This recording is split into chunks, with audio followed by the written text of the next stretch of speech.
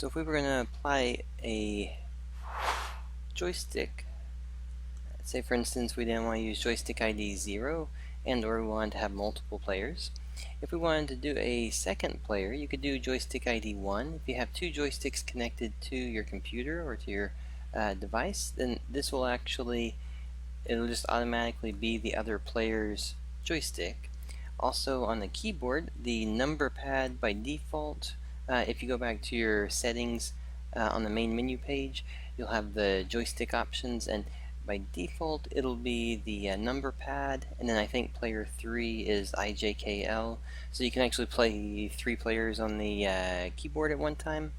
But if you do have something similar to this, and or let's actually do it this way so we can show it here, is that we'll say there's a joystick ID 0 and enable player.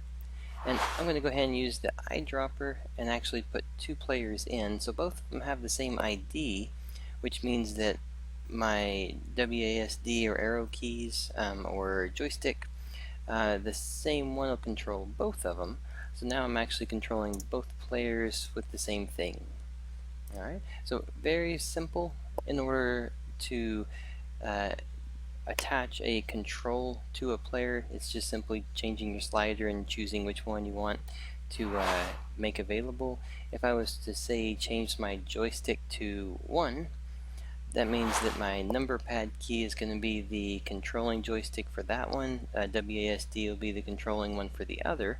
So now we can actually have 2-player game where we actually have them each with their own set of keys and their own set of commands. And if you have a joystick connected, you'll be able to use 2 joysticks and have 2 players walking around doing things.